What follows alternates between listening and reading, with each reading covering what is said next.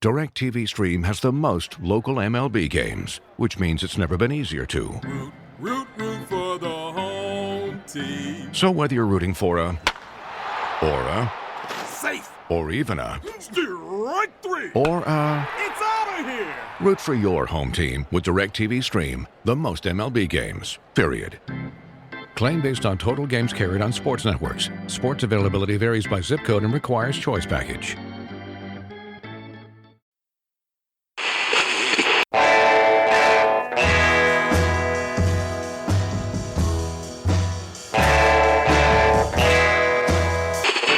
Fighting and trouble are my middle name.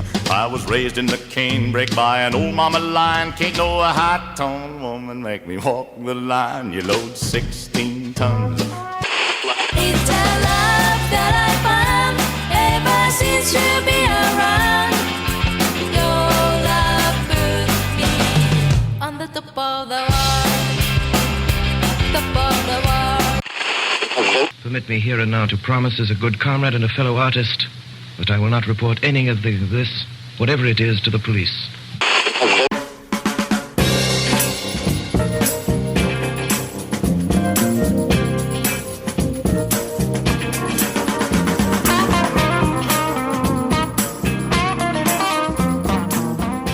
Welcome to Abandoned Albums, the documentary podcast. Each week, our intrepid group of researchers and music archivists dig through the record crates of the world, finding those albums that may have been lost over time. If a new artist is discovered along the way, well, that's all the better. Using a patent-pending algorithm and spirited debate, we pick one album as an inroad to discuss. Once that is settled, we reach out to the artists and invite them into Thunderlove Studio to chat with your hosts, Keith R. Higgins and Jeff Calhoun. When we're lucky, they say yes. Our mission with Abandoned Albums is simple: to make sure artists' recorded work remains, or in some cases, lands on, the cultural radar. We invite you to sit back and relax. Thank you for joining us. And now, a word from our sponsor. Hey, Pantheon listeners, Christian Swain here. You caught me just finishing up some editing on Getting Real with John and Beth. I want to share my first experience with Factor Meals for you. I think you'll find this interesting because I bet the same thing happens to you. I had just received my first shipment from Factor Meals the other day, and I was excited to try one of the prepared restaurant quality meals for myself. Anyway, I was working away and noticed it was very late, and it was my night to make dinner. I jumped up and headed to the kitchen, went to grab the ingredients for the dish I was going to make, and realized I was missing a prime ingredient. Well, I could make a run to the store, or I could make one of my new Factor meals. Actually, the choice was easy. I grabbed a cavatappi, an Italian-style pork ragu with garlic broccoli, heated the oven per instructions, and minutes later was enjoying a very delicious, nutritious, and dietitian-approved meal. It really was everything Factor Meals said it would be. No prep, no mess meals. Factor Meals are 100% ready to heat and eat. Take it from me and head to factormeals.com/Pantheon50 and use the code Pantheon50 to get 50% off. That's factormeals.com/Pantheon50 and use the code Pantheon50 to get 50% off.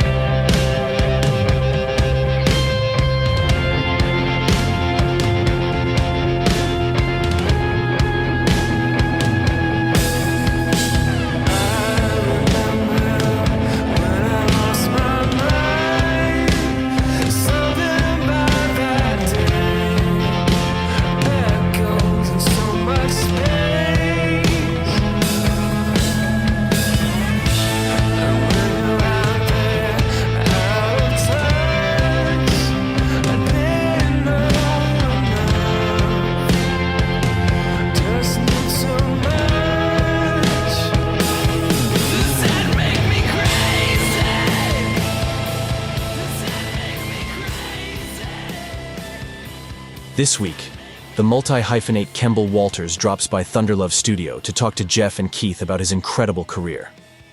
Kemble is a talented multi-instrumentalist who has made significant contributions to various musical projects, including Chevelle, Juliette and the Licks, and his own band Aeges. Known for his skillful guitar playing, he is also a talented producer, engineer, and mixer. He is just as talented behind the board as he is playing into it. His music spans various genres, including rock, alternative, and even experimental. Walters' ability to seamlessly integrate his guitar work into diverse musical contexts is a testament to his talent and dedication. He's had the opportunity to work with music legends Linda Perry and Dave Grohl. Kemble also moonlights with his party cover band, Petty Cash, and has been known to invite several guests on stage such as Pink, Butch Walker, Chad Smith, Hayley Williams, and Avril Levigne. He is a true professional, and every corner of his career shows that the man can deliver. Although Kemble Walters may not be a household name yet, his work has undoubtedly left an impact on those who appreciate his craft. He continues to be an inspiration to aspiring guitarists and remains an essential part of the music scene, enriching it with his distinct guitar prowess and musical innovation. It was universally agreed that this interview is one for the time capsule. Here are Jeff and Keith in conversation with one of the most talented and nicest guys in music, Kemble Walters. It's just the normal noises in here. Thank you very much. Welcome. And Jordan and Morty, say hello. You know the All Day Sucker guys? The All Day Sucker guys are awesome. They do the Kibitz Room. Yep. Right? That's right. Yeah. I mean, dude, those guys, if you can get on stage and play with those guys, I kind of feel like that means you made it, because if you can hang with their talent, it's crazy. I remember I jumped up with them once, and I think I just stood there and played a G chord the whole time. I was like, I don't know what I'm doing. I'm just gonna stand here because this is awesome. Yeah, those guys are all so good. That was a lot of fun. Heck yeah. I feel like I should introduce here Keith, founder and host of the podcast. Meet Kemble. Kemble, the master shredder that I have admired for a decade. How long have you been putting records out, man? Since I was in high school, but I guess on professional labels since 2000 or 2001, around there. Has it been 20 years? Holy cow. Yeah. It's been a long time, man. Yeah. Actually, 22 years I've been putting records out professionally, I guess. Maybe 23. I don't know. I didn't shave, so you can see the gray. You know, my dad's going to be so mad. Yeah, I feel like I'm in good company here, so that's okay. Absolutely. You definitely are. You've got way better hair. Like Keith and I put together don't even... I appreciate that. I'm holding on to it. Like, it drives me nuts, but then I see photos, you know, like professionally shot photos from us playing on stage. I'm like, okay, that's the one thing that's keeping me young, you know, is the hair. Like, it's when I headbang, it kind of goes all over the place, you know. But the only downside is even in the Aeges tours and stuff like that, I'm front and center singing, talking, doing the whole thing. But as soon as I jump off stage, I'll run to the merch table and people will be like, "Oh man, that band was great. Do you know when they're going to come out?" Oh wow! I'm like, what are you talking about? I was up there. What do you mean? But yeah, and like the guitar player or drummer will walk over and they're like, "Oh my gosh, you were so good." I'm like, come on. I'm here, dude. I was literally the one singing into the mic. Yeah, no, I don't. I mean, as long as they like, I don't care if they recognize me or not. You know what I mean? Hey, Pantheon listeners, Christian Swain again with something every podcast listener and music junkie needs to hear. As I'm sure you can guess, I listen to a lot of podcasts. I also listen to a lot of music, so having high-quality headphones and earbuds are absolutely critical to my day. Oh, and I have numerous pairs. In fact, I have a junk drawer of used devices that have bitten the dust, so I've tried them all. Recently, I was sent a pair of earbuds by Raycon, and the first thing I noticed was the cost. Looks like their products are about half the price of other premium brands. Okay, that's cool. And the reviews seem pretty stellar. Okay, checks that box. So I got my Raycon everyday earbuds. A nice packaging to open, and what I immediately noticed were the pack of ear tips for sizing. I'll tell you, I have small ear canals. I know, a flaw. So to see choices for the best fit, especially while exercising, oh yeah. And yes, they were immediately comfortable. Sound quality was great too. Plus, I have 3 EQ options that I love because I like more bass in my music and less in the podcasts. 8 hours of playtime for the battery is great as well. Surround sound, noise canceling, and awareness mode all included. I think I'm in business, and I just realized I've had them in all day. Like I said, super comfortable. Go to buyraycon.com/Pantheon today to get 20% off your Raycon order plus free shipping. That's right, you'll get 20% off and free shipping at buyraycon.com/Pantheon.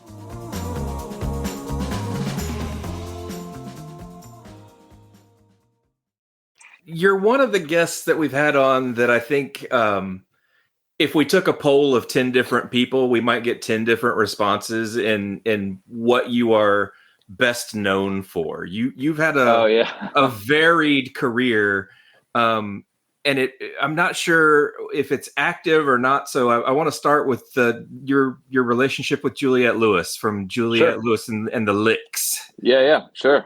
Oddly enough, my career started before that. 2 bands before that, and that's how her manager found me. So am I cutting you off on a question you were going to ask me? No, man. No. Okay. The floor is yours. Run with it.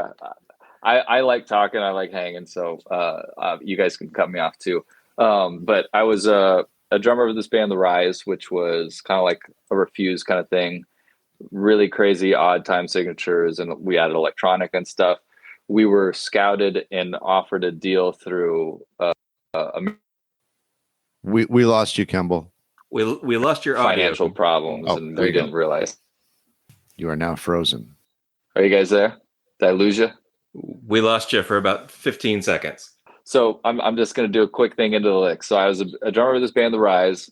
We broke up like 2002-ish. I started singing and playing guitar in kind of like the first project I had ever done, this band called Vice Versa. The drummer Midtown signed us. We did some stuff with them. And the trajectory on that was kind of good, but I wanted to move to LA to, be where everyone is and like the management, the labels, and like really take the career to the next level. And my band didn't. And they were like 19, 20, and 21. Like we were super young. We are on our way back from Florida opening for Midtown, and I get a call from this dude, Jay Parkin, who him and this girl, Amy Fleischer, owned Fiddler Records. It was really Amy's label. And Jay was Juliette's manager, a fan of my bands. And when Juliette was trying to put her band together, she was like, who do I get? And he goes, this guy is kind of cool. And so that's how the conversation started. And I was living in Austin at the time. And so I ended up moving, basically told my band as we were driving, like an hour into our drive from Florida to Austin, hey guys, band's over, I'm moving to LA. Because I want to take this super serious. I feel bad. I mean, those guys were serious enough to where we were on tour, but yeah, I don't know. I used to take a lot bigger chances without really thinking about the consequences, I mean, that's what you do when you're young, right? You're just like, okay, I gotta go. And so that's kind of how we met. Me and Juliette was through her manager at the time, this dude Jay Parkin, who now works for Taylor Guitars. Yeah. Sorry, kind of long-winded circle of how it started. What's it like being in a band with her? The characters she plays in her films are wild. So I've got to imagine the onstage persona is huge. Yeah, she's large. She's larger than life. I feel like that band is kind of like a force to be reckoned with live, for sure. I think that's one of the best live bands. And the chemistry we had as players, like we weren't the best musicians in the world, but when the 4 of us got to, or I guess 5 of us got together, it was magic. And it really boils down to actually 4 of us, which is me, Todd, Jason Womack, who's the bass player, Todd's the guitar player, and Juliette. The chemistry there is just crazy. And so, it really honed my my jamming skills, because she's such a crazy character on stage where she'll just jump into the crowd and you won't know when she's coming back because they don't want to give her back. You know, they're like, oh my gosh, I have this famous person I've loved all my life and now she's right here. I'm going to hold on to her. And so we'll just have to riff and riff and riff over our songs or cover songs or whatever. And so just the well, how would I even say this? The non-chaotic side of chaos is what we got really great at. Like, instead of letting things fall off the rails because we were like, oh my gosh, where do we go? You would just hear somebody say, for example, hit a wrong note or not move to the chorus, and everyone would just hear that for a second and just stay. It's a crazy band. But Juliette is a character. She's nuts in the best way. She's wild. She's got a lot of energy. One thing I remember, I saw that movie Old School. And one of my favorite parts of that movie was how she smokes. And I remember watching it, and it just made me like smile and laugh. I was like, "That's such a crazy way to smoke," because she'll do this. She'll go and like puff her lips out and like blow the air out, blow smoke out and all that stuff. And I remember we were on the bus and she's smoking and outside, and I like look over and she starts blowing the smoke out, and that was her. That's how she smoked. And so it's like, all these great actors have these little quirks that are them, but very specific to them, that make it to the screen, which also elevates their characters, but gives it that thing that you can kind of hold on to from role to role to role. And so I'm not saying it's her smoking, but that was one thing that I was like, oh my gosh, that's one of your quirks. That's pretty awesome.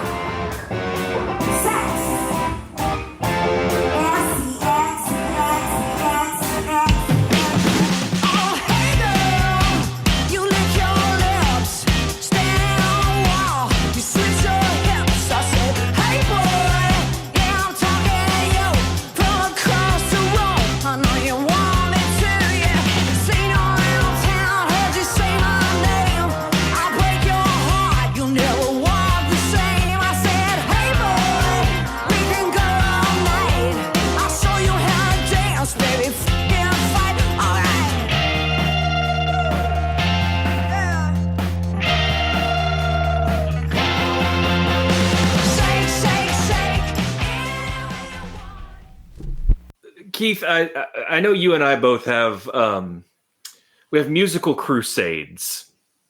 We have bands or albums that we kind of take on as like probably higher than most in likelihood of being recommended. Okay.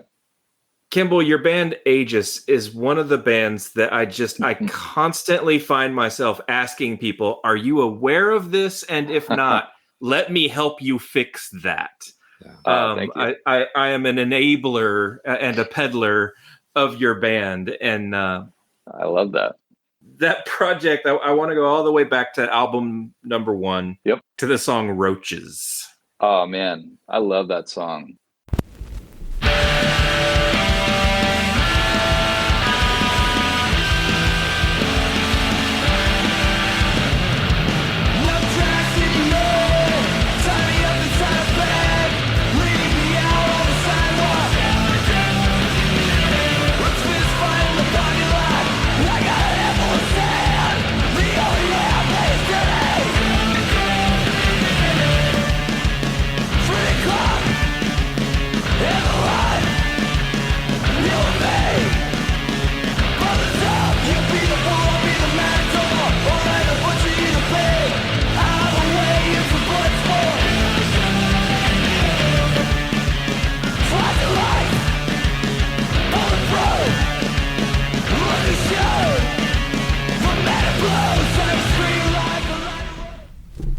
It's interesting because the riff, I like to do things in rounds of 3. So what would be a best way to describe this? I guess, like, for example, so the riff is just, wait, crap, how does it go? So it's really just open 3 and 5, right? But then the verse is, so then you've got the C, the D, and then the A major. And so that's like that weird triad box thing that I like to do, because it basically blends the majors and the minors and kind of changes the key, you know? But that song, it's just a super easy riff. And we just wanted to be like really sludgy, kind of Queensy or whatever. And I was sitting at my dining table when I live in Palm Springs now, but when I lived in LA, the first apartment that me and my, at the time, girlfriend, now wife, had. And I was sitting at the dining table just playing the chorus. And I don't know why, but for some reason, it's still, thank you for bringing the song up, because it's still my favorite lyrically that I've ever written, because it never repeats. The whole song is basically just a long poem or a story about being just a piece of trash. And that's kind of just how that came up. And it's interesting. Like when I write lyrics, I don't love writing lyrics, but when I'm in certain moods, it'll actually click. And so that's usually the thing that takes me the longest is lyrics, because I love lyrics. I don't always feel I have the lyrics in me, you know? And so riffs, I can write riffs for days. That's super easy. I could pick up a guitar and just start playing something that is cool enough to build upon and make it cooler. But lyrics, sometimes I'm just like, oh my gosh, why did I just say I like 20 times? You know what I mean? Like trying to make this actually sound good or have like meaning, you know? Yeah. I feel like that's the hard part for me. But that song, I think it came out pretty quick too, lyrics and everything. Yeah, but I love the lyrics on that song. So thanks for bringing that one up. If you like to look at good coffee, listen to good coffee, smell good coffee, and taste good coffee. The next album is the one that I do not understand. I don't understand why this album is not on everybody's vinyl collection. Above and Down Below, from the start of the album to the end of the album, it punches so fucking hard. And it all starts with Echoes. Echoes comes out, total haymaker. Let's get into the music. Sure. So Echoes, I remember we were in the studio doing demos or the Stars EP or what were we doing? I don't remember. We were working on something, but it wasn't Above and Down Below yet. We were working on something, and I remember I had Echoes pretty much done, but I didn't like it. You know, it kind of sounded generic to me, and it was pretty much written out the way that it is now, minus the solo and some other things like that. And Corey Clark had just joined the band. And that was, for me, a huge step up to be able to have another great songwriter and somebody that can sing, you know, like when I hit high notes and stuff like that, I'm a really heavy, gravelly guy. And so when I want to hit these beautiful cleans and stuff, I have to really concentrate to make sure my voice doesn't explode. But Corey's quite the opposite. He doesn't scream. He can just go high, and it's really pretty. And so when our voices come together in these harmonies, that's why there's so many on Above and Down Below. It just works, you know. But Echoes was one of those songs that I just kind of thought it was a throwaway. And we were in the studio, and it came up, or Corey asked about the tune. And I was like, oh, yeah, here, I'll play it. And him and Tony was like, dude, we need to use this. This is awesome. Like, why don't you think this is cool? But I just thought it was generic and straightforward or whatever. And we really just tweaked a few little parts, but the bridge riff, the boom, all I was trying to be is as annoying as possible and bending every single note, you know. And like and that's really what that riff is. It bends all the time. And so I wasn't trying to write anything cool with that part. I was just like, oh, this is funny. You know, my guys will have a laugh at this or whatever. And it's still one of my favorite riffs to play, and the only song that we've recorded twice. And I think it sounds awesome on Waitlist, but we got a lot of flack for putting it on Waitlist. Did you really? People were mad. They were like, "Why would you do this?" And I was like, well, "I don't know. It's a good song. Why not?" You know, that was my reasoning. But I mean, it's like what's that Face to Face song? We have given, whatever that song is, the big one. You don't know what you are exactly, given. yeah. I saw an interview, and he said that he has it on every album. So I was like, well, if they did that, that's kind of awesome. You know, why not? Watch and enjoy.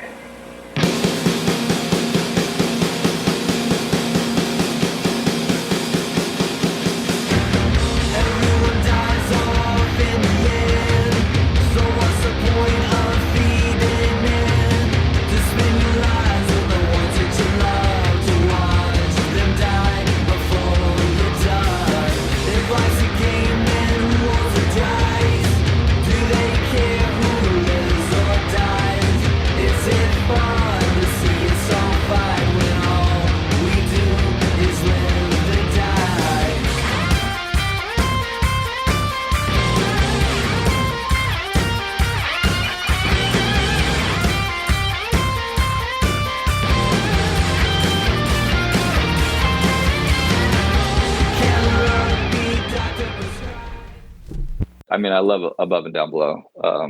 That one holds a special place for us because it's when we got Corey. It's when that's what led us to getting management.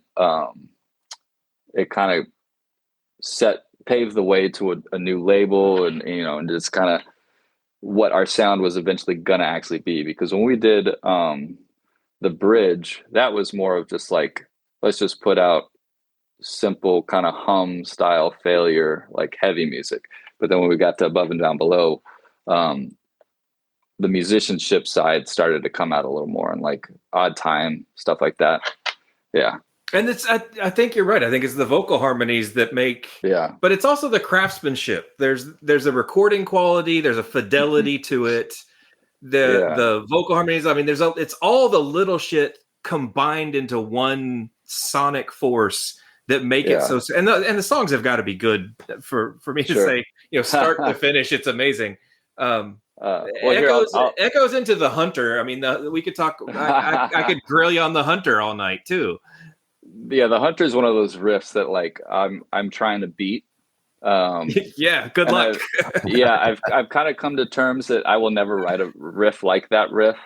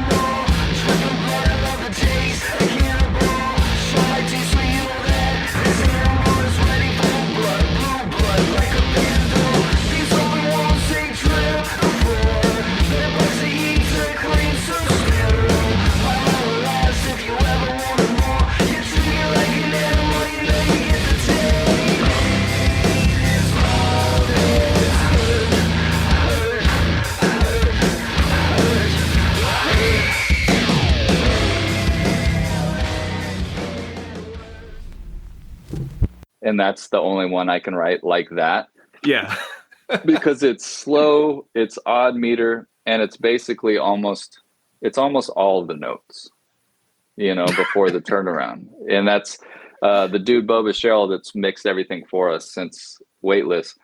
That's one thing we'll talk about because I love how he mixes, and sometimes I'm just like, dude, how do you get this to sound like this? Why can't I make it sound like that? And he goes, well, I can't seem to make a riff sound cool with every single note, but you can. So that's like his analogy of like, I'm this guy and you're that guy. So, it's just one of those things. But the funny thing about the recording of that record is we went a completely different direction than we did with The Bridge, which I guess is kind of a dumb thing to do on your second record because you're like, oh, okay, big guitars, that's our thing. Well, instead of stacking on that one, Corey and I were like, why don't we make this sound like there's only two guitar players? So as soon as one of us solos, our rhythm guitar track is gone. And so and we didn't really do really heavy guitars. The heaviest part of it was the bass, as far as like distortion and stuff. So when Matt Hyde got the mixes or got the tracks, he was mixing and he calls me one day and he goes, "Hey man, I think I'm missing some guitar tracks." I was like, "Oh really? Like, well, what do you mean?" He goes, "Well, this solo just pops in and all of a sudden the rhythm guitar is gone. Did you forget to send me those files?" I was like, "Oh, no. That's just what it is. That's what you gotta work with. You gotta make that sound as big as it was before the solo happened, and I like it. I think it's cool. It's definitely got its thing. Like, I think if we would have done Above and Down Below, say, for example, the way like a Sleep Token record sounds, it would have a totally different impact and possibly have gone farther. Do you think? I think it could have. I think those songs definitely lead them, they lean towards the slick production. You know what I mean? But we wanted to do more of a Pinkerton thing. Which I guess maybe is why it's kind of like our Pinkerton a little bit. But yeah, I mean, even Tony, our bass player, is like, "Man, I wish we just had more guitars. I wish it was thicker on the guitars," which, at times I do too. But I think there's something cool with it where it sounds like we're literally playing together in a room. Yeah. Yeah. Keith, I can almost see the question on your lips. Like, it's like... You live in Palm Springs. Yep. How does that inform your creativity? 'Cause it's hot as fuck out there. Oh, dude. Yeah. It's crazy because our house, we bought a house out here in 2020, basically right when the market opened up after the world being shut down. And so we kind of jumped in at the perfect time because everything's like doubled, since then. And so the market was, pretty low, and we got a great house, nice property. The house is relatively small, but we didn't think about it. But the house is just windows everywhere. And so when it is like full on summer, oh my gosh, dude, it is hot. I'm like in my underwear and that's it, trying to write a riff. And then my gear is getting hot and then I give up. It's really cool in the sense of like, you get inspired because you're in the desert and you know what's come from the desert. But then when you're in it, you kind of want to give up because it's so hot. Yeah. Yeah. But I do love it out here. It's really cool. Like right now, it's beautiful. Like the weather's great right now. Yeah. And there's a huge creative community out there. A couple of days ago, I went to Matt Sorum's got a studio here. Oh, wow. It's called Good Noise. And it's literally down the street from my house, which is kind of awesome. And it is so cool. It is so nice. And of course, it's one of those things where you're walking around and you see like all the records and you're like, I didn't know you played with Tori Amos. I didn't know you played with this person or this person. It's like, what? Tori Amos is a little counterintuitive, but okay. Yeah. Yeah, I guess it was her band before it was Tori Amos, which is, it's Tori Can't Sing or something like that. It's. Oh, yeah. Yeah. Okay. Yeah. Mm-hmm. And are you drinking a beer? I am. Yeah. Since we're doing since we're doing like a kind of like a punk rock podcast kind of thing, this great brewery that I love called Long Beach Beer Lab in Long Beach, they just put out a Vandals beer. Ah, look at that. Yeah, it's pretty cool. It's a fest beer, which I didn't know when I bought it, and it's good. Everything this brand makes, everything is great. So I didn't even care. I was just like, yep, I'm gonna buy that. Yeah. This episode of Abandoned Albums is brought to you by Long Beach Brewery. There you go. Heck yeah. 7. This is the sound of a human heart. It will beat 72 times in this minute. Every beat can be a painful throb if you have a headache. Did you grow up in California? I grew up in Indonesia, overseas. I grew up in Jakarta, Indonesia. So I lived there from when I was like 3 years old until I graduated high school at like, what was that, 17? So that's pretty much where I learned to play music and got some wild influences. But Indonesia at the time, when I lived there in the 80s and the 90s, it was like 20 years behind on rock and punk rock, but like 20 years ahead, or I guess not 20, 10 years ahead on boy bands. And so NSYNC and Backstreet Boys and all that stuff were huge, like mega stars, 10 years, 5 years, whatever, before they even broke in the States, like did their first show or anything. So like we were getting all that stuff. But of course that wasn't my thing. And so I was into like, you know, Pantera, Propagandhi, Lagwagon, NoFX, stuff like that. And the locals were into like a lot of oi punk. And so they would wear the checkered pants and suspenders and mohawks and, you know, the TSOL kind of vibe. And so I had a local Indonesian punk band where I was the only bule, which is white boy. I played drums. It was awesome. We were on Asian MTV for a second. We put out a record or two. Then I had a band I played guitar in and sang in my high school, which was just everyone besides Indonesians were in that band. Like it was a very diverse band, but our school didn't allow locals because the government said locals weren't allowed to go to the international schools unless they paid a lot of money. It was just kind of a corrupt government over there, especially when we were there. Yeah. A little bit, yeah. Yeah. And so that band, we ended up opening for Metallica once. Yeah, we did a bunch of crazy things. And we weren't like direct support. It was like we played during the day and then Metallica was like on like 6 hours later. But I tell people I opened for Metallica. Well, you did, essentially. I would check that box too, for sure. Yeah. Right. And I think I was 16, 15 or 16, something like that. So yeah. So I mean, I don't know. It could also be one of those things where I used to think I could fly, but I would only like fly maybe like a half a foot above the ground and go super slow. I just remember this in my mind when I was a kid. I would fly from my room when I got scared in the dark, or fly from my room into my parents' room, and it would take me forever. But it's in my brain, and so I tell people, "Yeah, dude, I flew. I could fly. Very cool. It feels real." Very cool. It's not real, but it felt real. I don't know. So what brought you back to the States then from Indonesia? So college. I applied for one school. Luckily enough, I got in because all I wanted to do was play music. And the thing that bummed me out is I had a really great punk band. And everybody in my band was like just incredible players. One of them ended up becoming the drummer for Time in Malta for a second.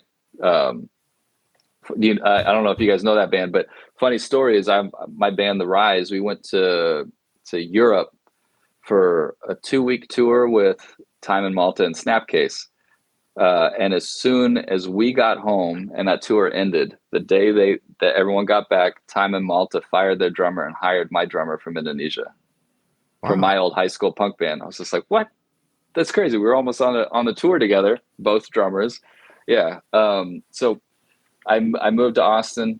The only school I applied for was this place, St. Edward's. My sister was going there, and she's 4 years older than me. Basically, when I moved there, the year before my sister graduated, she burned all my CDs. And so she had like all my Avail records, Down by Law. I had a couple of Possible Things, and a couple of these other records, Refused, all that stuff. And so she got into like the hardcore and the punk scene from the last year of her high school from me. And so when she moved to Austin, she ended up becoming buddies with some of the artists that I loved, like this band, The Impossibles, which was on Fueled by Ramen. So when I moved to Austin, I basically went to school for a couple of months. My sister was like, oh, my buddy Rory, his band needs a drummer. And I told him that you should play. And so I went and jammed with them, and I ended up being their drummer for a little bit. And then from there, started a band called The Rise, which I was a fan of their band right before it was The Rise. And yeah, so my sister kind of gave me the kickstart by putting me in some of my favorite bands from when I was in high school. Wow. When I moved to college. And so I dropped out of school. My mom likes to tell people that I went to school for longer than I think I did. But, I didn't finish either way. I didn't finish. But yeah, the riff had other plans for me. There you go. Yeah. Well, it's thank funny you. you say that because I think of you as an accomplished riff writer. I mean, thanks. It's hard to me to think of you as a drummer. Yeah. Oh man, I at my peak, I was such a good drummer, and I can say that now because I'm not as versed as I was back then. So Jamie Miller is one of my favorite drummers. He plays for Bad Religion now. And he had a band called The Start, and it was Jamie Miller and his wife. The Start and The Rise toured a bunch together, but Jamie Miller was the guitar player of that band. And so when in 2003, at the end of 2003, beginning of 2004, we went to Vegas for Juliette's birthday. This is right when I jumped in with the Licks. And I had my own hotel room at the Palms because it's Juliette's birthday. So they gave each band member, the Palms was like, we'll give you guys this stuff if you come celebrate Juliette's birthday here. And I'm still like, oh my gosh, I'm making $500 a month to play music. This is crazy, or whatever it was. You know what I mean? Like it was still broke as broke could be. But I was like, wow, that's $1. That looks really nice, you know? And so we got these hotel rooms and I walk in and there's a fruit plate and all this stuff. I remember calling my mom, being like, oh my gosh, I have my own hotel room. I'm looking out onto Las Vegas. I've got a fruit plate. I'm not even hungry. I'm just going to eat this whole thing. I was, it was like a kid in a candy shop. I was freaking out. And while I was there, my favorite drummer, Jamie Miller, his bass player, I was thinking it was him. No, his bass player called me and goes, hey, we need a drummer and we want you to be our drummer. And I was like, oh no, crap. I'm just doing this and this doesn't have like any traction yet. Like it's brand new. The only traction is that the singer's famous, right? And so that is definitely a door opener for everything, right? Whether or not it latches, you got to be good, but at least the door is open. More open than any band starting out. So that was what was fortunate for us. But I loved Jamie. I loved The Start. And I was like, oh my gosh, I get to play with one of my musical heroes, but I had to turn it down, and that was one of the hardest things I had to say. I was like, I think this is what I have to do. I really want to do that, but I think I have to do the Licks. I think this is what is the thing. This is the ticket. And, I made the right move. The regardless of what my involvement would have been, everything changes the trajectory somewhere, but the band ended up breaking up. But they went on tour with like Garbage and stuff like that, which is super cool. But yeah, I don't know. I feel like I made the right choice. So yeah, it would seem so. Yeah. Yeah. Yeah. I ran into Jamie at, he was filling in for my buddies, The Offspring, when they lost their drummer, because the guitar player for the Licks is now their bass player. He's been with them for quite a while. But so we were all up there and it was that I hadn't seen him since, I don't know, 15 years or something. So it was kind of awesome. And he was like, oh man, I miss you playing drums. I was like, oh, awesome. Okay, thanks. Now I really have to go back and play because you're going to tell people that I was a really great drummer and I haven't played drums like that in a long time. What the fuck is it with drummers? Why is there just such a rotating seat? When I saw Spinal Tap, you think it's a, yeah, it was an inside joke then, but the more musicians I meet and talk about drummers, it seems to be pretty common. I think there's probably two sides of it, right? And so you've got one side of a drummer that wants to be in a band and the band doesn't feel that the drummer is owed a proper split in publishing because they technically didn't write a chord. But those drum beats, I'll tell you this, our drummer Dylan Howard, as soon as I write a song and I send it to him with my drum machine, beats or whatever, or program beats, or if I'm playing, he comes up with something light years ahead of what I could have even created, and it changes what I played. And so to me, that is songwriting. It's whatever inspires you. And so I feel like that's one of the problems is that, people will only give like a drummer 5% sometimes because they're just there to play the drums. And they record their thing in 2 days or 3 days, and then they're done for, a couple months while you finish the record. But drums that's where the groove comes from, right? The other one is, I think great drummers are hard to hold on to because everyone wants them. And so as soon as a better gig pops up or you have a break from tours and your drummer has to go do something, and then you're like, crap, we just got a tour, but you're out on that tour making money and we can't afford that. And so now we have to find somebody who can at least play the easiest songs that you did. So we can, play like an opening set, I feel like headlining sets, that's harder. Like when you have some of those. Then there's also those bands that nowadays I feel like a lot of people are like, oh, it's my band, and so I'm the singer, I'm the guitar player, maybe even the drummer on the record, and so I'm just going to hire a band live, and it's never really going to be the same. Sometimes we'll see like the guitar player, the bass player kind of stays, but I feel like there's a lot of those bands now because you can write drum parts, and these plugins that they have for drums sound so real, at least for like heavy, you know, like that Sleep Token kind of thing. Only reason I'm thinking about that is because everyone's just been like, oh my gosh, Sleep Token. So I had to listen to it the other day to like see if I understood what the deal was. And so their production is just like embedded in my head. It just sounds like a lot of the stuff that's out there. It sounds insane. It's amazing. You know, the production's crazy, but I don't think it's real drums, or maybe not even real amps. I don't know, but it sounds incredible. Yeah. So I feel like, I guess what I'm saying is you can make these records now without having anybody else in your band if you want to, which a lot of people do, but I don't think that's the right move, you know? It's nice to hear you say that. Thank you for sharing that. Yeah. I've got an entirely different theory on I just think the drummers are squirrely, as evidenced by the drummers can definitely be squirrely, man.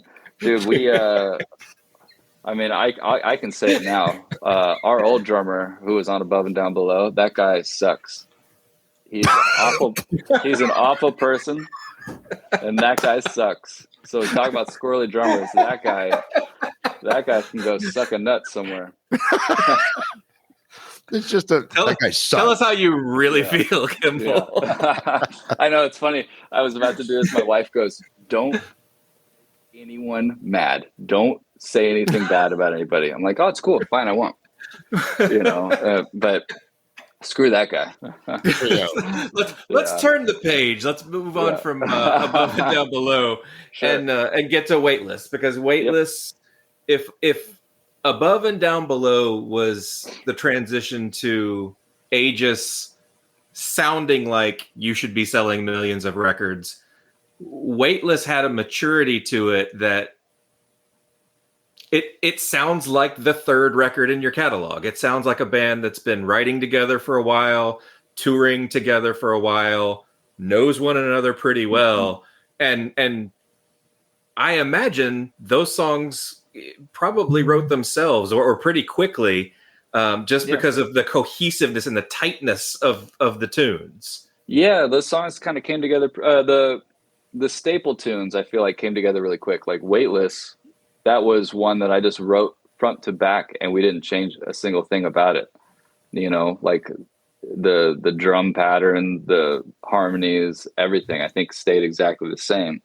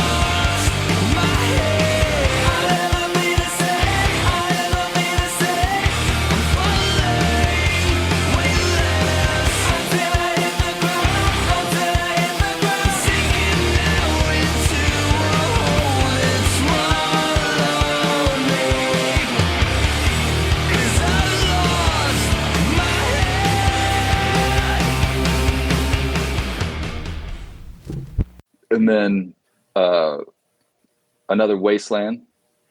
That song was actually a riff that I had for the first record, like 3 years earlier. Da da da da da da da da da, and I just couldn't figure out what to do with it. And I had maybe a different chorus, and I sent it to Corey, and I go, dude, I love this riff. I have no idea what I'm doing with it. I can't hear anything. I can't hear what to sing. I can't hear where to take it. And he came back with pretty much the rest of the song, and it was awesome. It was awesome. And we had, at the time, everybody but Corey was living in LA, and we had a really nice rehearsal spot with like huge ceilings. It was like a 18 by 18 room. And I had my rig set up in there. And so we were set up to record. And so we would go there at least 3 or 4 times a week and just track and like, work and edit and do all that kind of stuff. And so we really pounded those songs into the ground. Like we were our biggest critics, and we would nitpick and like point fingers and be like, you're sucking on that. And you'd be like, okay, I am. Let me fix it. Let's see why, or I know you can do that better. Whatever you're writing there is like, kind of stock or whatever. And everyone just kind of brought their A game.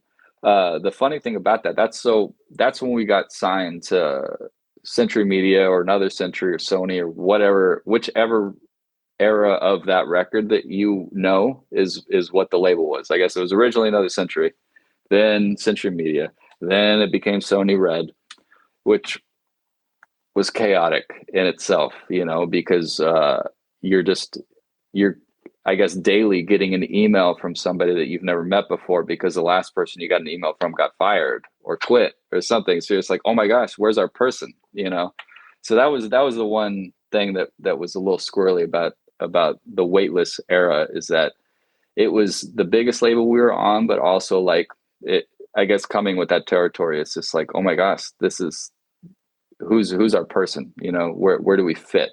But oddly enough, so our producer was Bob Marlette, but before we landed on Bob was awesome. Bob was actually the one that the label and our management, or not our management, our label and our A&R guy, so I guess the label was really pushing us to use. They're like, you need to use Bob Marlette, because Bob Marlette did a bunch of Century records.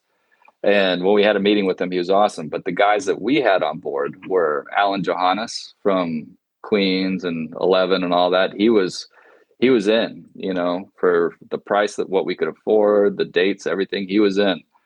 And then Garth Richardson was in. And so these were the 2 guys that we were really like, oh my gosh, Garth Richardson did Rage. Alan Johannes did the best Chris Cornell solo record of all time, Euphoria Morning.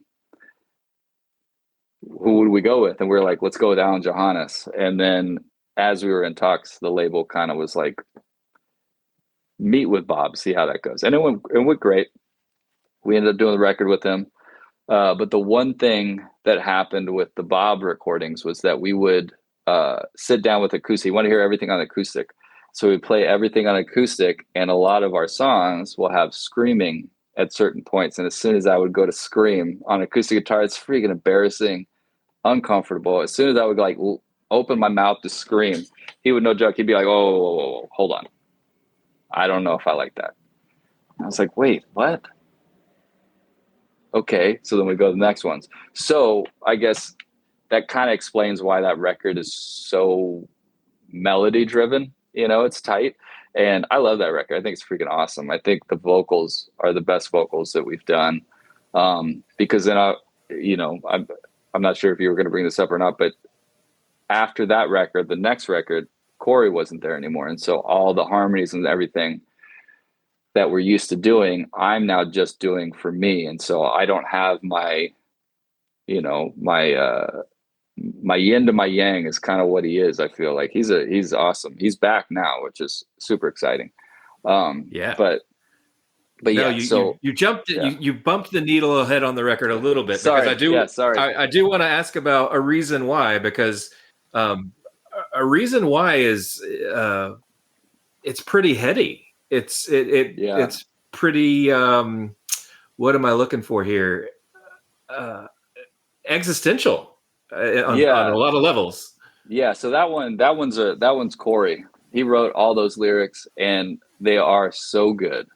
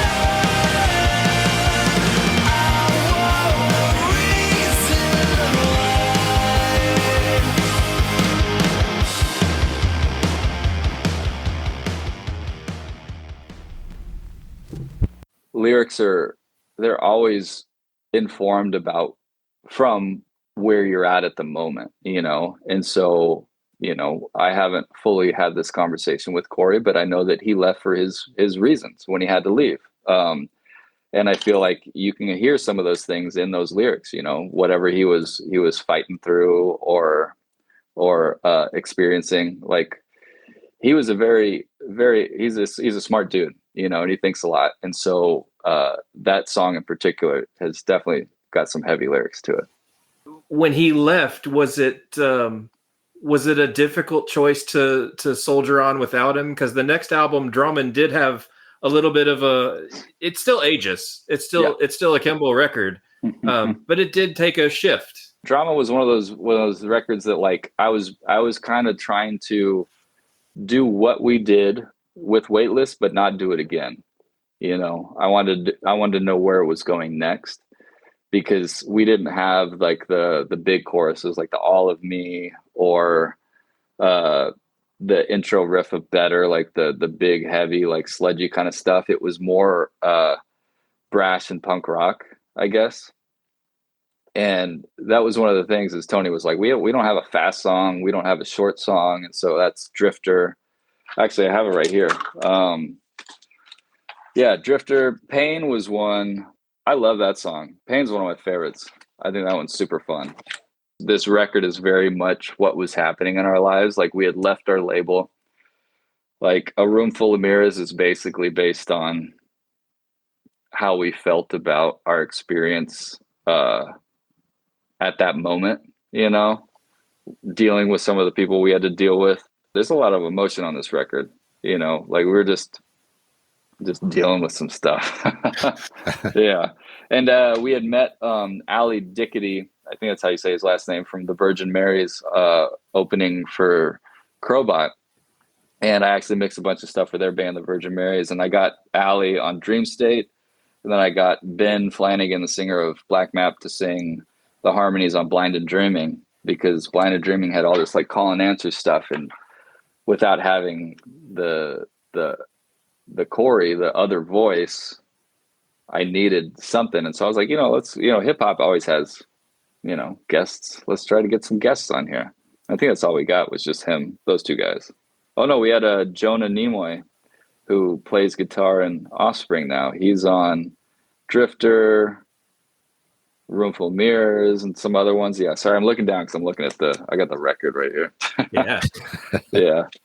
Yeah. There is a new single out called Colors. Yes. Well, there's actually two. There's Colors and Who Are You?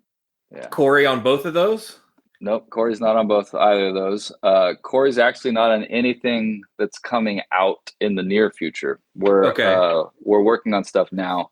We're actually texting back and forth we have a 10-song record that is done. It's being mixed. That, in my opinion, this could just be because it's brand new, but I feel like it is the best thing that we've ever done. I feel like the harmonies, the guitar parts, everything is, we stepped it up. We took it past yet again from where we did it before. Like, we're I don't know. I don't want to sound like a douche, but I'm excited. You don't. Trust excited. me. You do not sound like good. a douche. Okay, thanks. Yeah, no, I'm excited. I think it's really cool. And I hope, it's kind of one of those things where, like, I really hope that people listen to it, kind of how you were saying, like, you really like Above and Down Below, and why didn't it do what it could have done? Like, I like to think it could have done something bigger. I like to think all of these records could have done something a little bit bigger, but it's just right place, right time, who's in your corner. And that's kind of, I guess that's kind of it. But Corey will be on stuff next year. We will release stuff with him next year. But Colors was part of Draman, and we didn't finish it. Cool. We didn't finish it. Yeah. And so actually a song on the new record that'll come out next year, we recorded one song on tour right before the world shut down. And that was also from the Draman era that we didn't finish. So there's a lot of stuff that's just like didn't get finished or wasn't right. And I feel like we're good at being like that. We can't put that out because it's not there, you know? So let's just make a shorter album or a long EP, whatever you want to call Drifter, and save those songs and try to fix them, you know, or throw them away if they don't get any better. Yeah. But Who Are You? Oddly enough, that song was an older song that Tony had, our bass player, and Tony had written Who Are You, the main riff, and then him and Corey kind of started writing it together, and that became the bones to what Who Are You is. And so Corey is a part of that without being on it.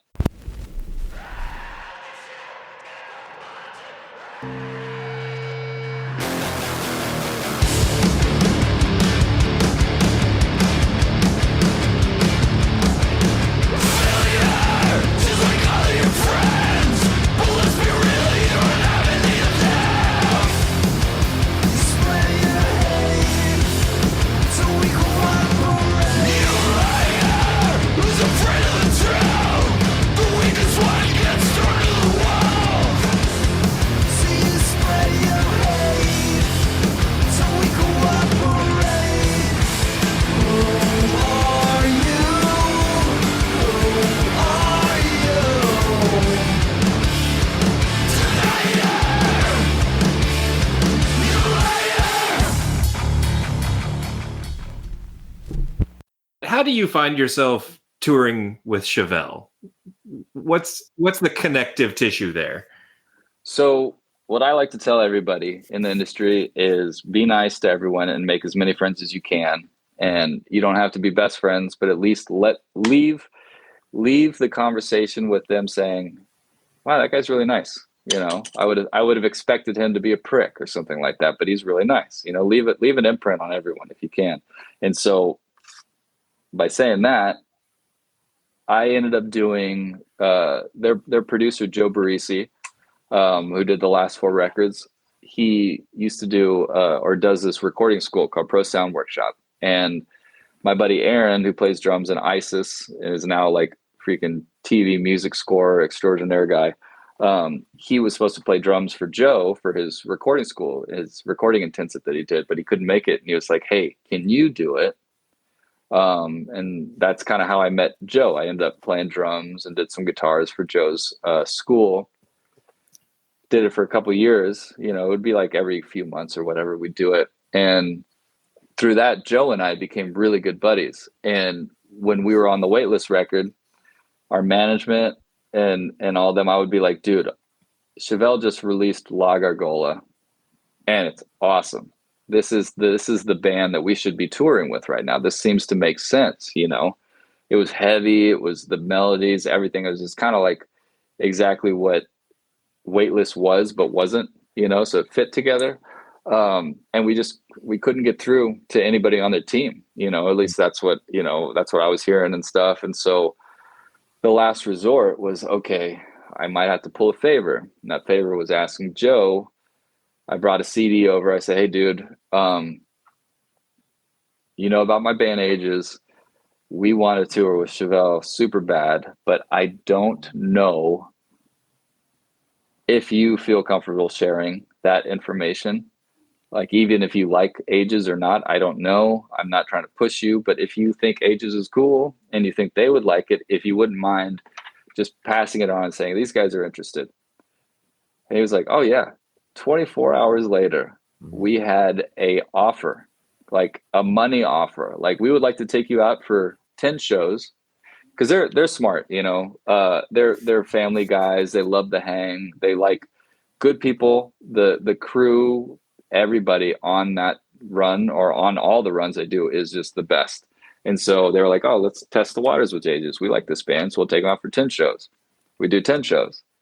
We became buddies. We did a month, got even better buddies. They took us out for another one, a month and a half. And so it was, their fans are amazing. We really sold the most we ever sold touring with them.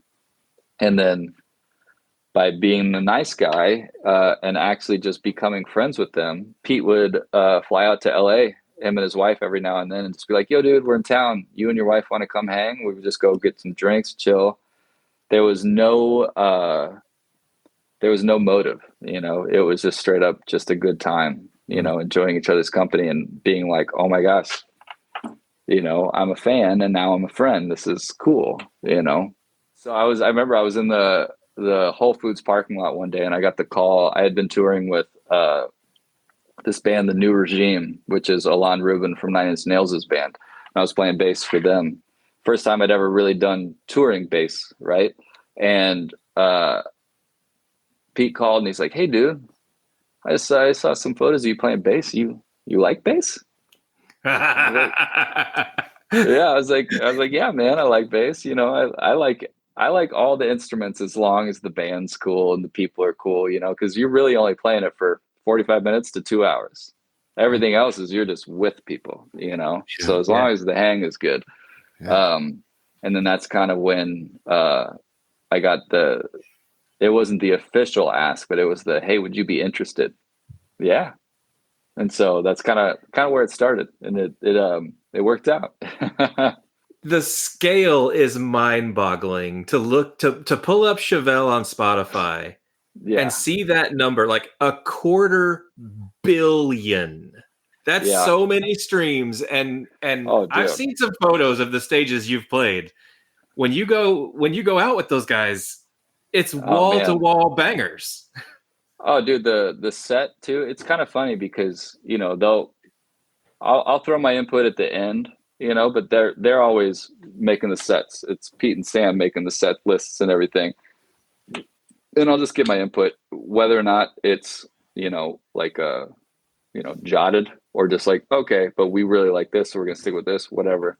But they're like, oh, we love playing our B-sides and all this. I'm like, how is that a B-side, dude? That song is massive. Like, what? They're like, yeah, you know, we don't litter our set list with number ones, which I guess they don't, but every song is huge and it's so cool. And it's so rad to like see the fans react to, we change the setup up a lot too. And so it's like, say, for example, we play the same place twice. We'll, you know, we won't play the exact same set or whatever.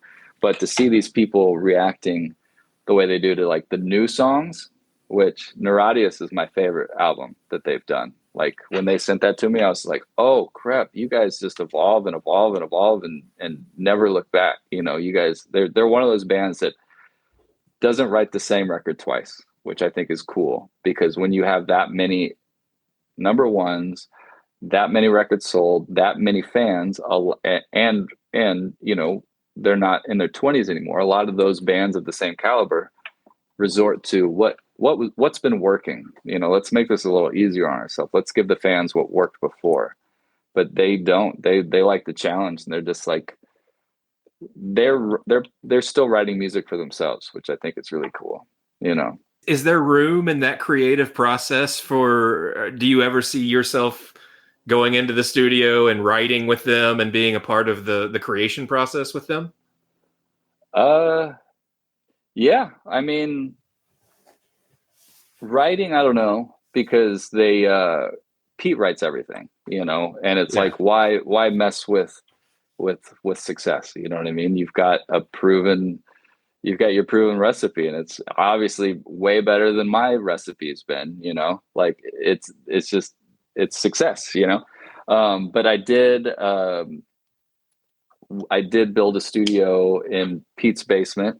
We built a whole thing down there, and I've been just the man behind the board, like recording the band on like the demos and all the new stuff and everything. Whether or not that's what gets released, I don't know.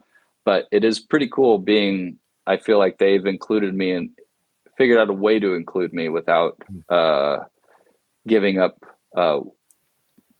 what they feel comfortable with, if that makes any sense. Yeah. Okay. Yeah.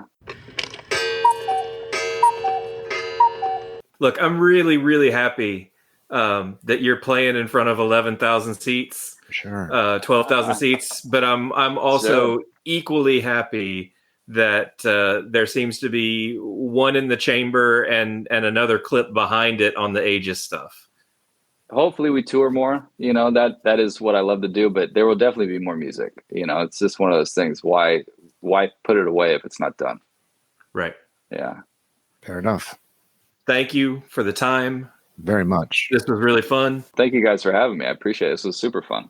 Well, thank you. And now, a word from our sponsor.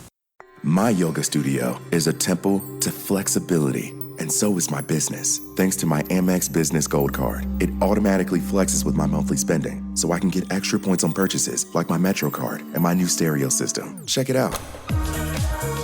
Let's stretch those bods. Earn 4 times points on your top 2 eligible spending categories each month with an Amex Business Gold Card. Terms and points cap apply. Learn more at americanexpress.com/business-gold. Built for business by American Express.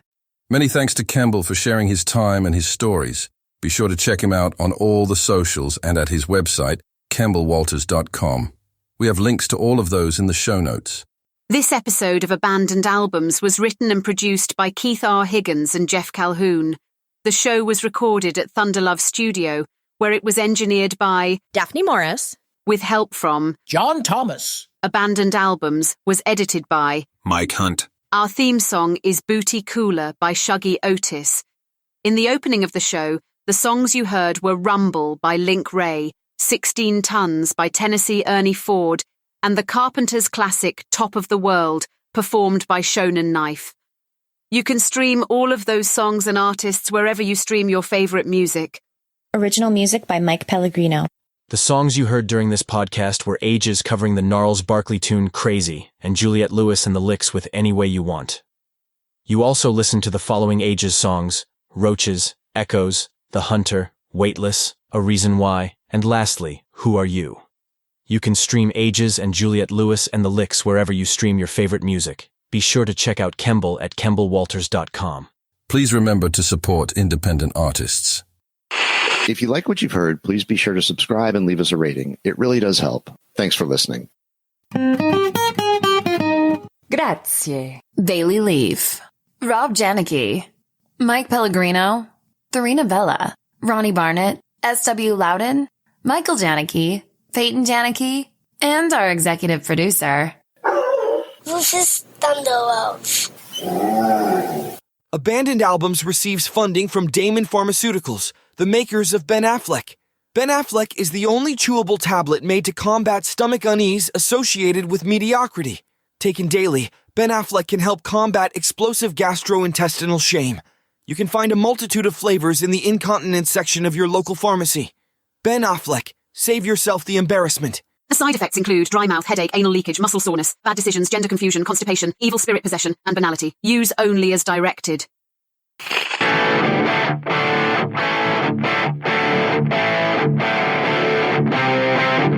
And now, until we meet again next time, I remain as always obediently yours. Abandoned Albums is a production of Paw Print Media. And now, a word from our sponsor.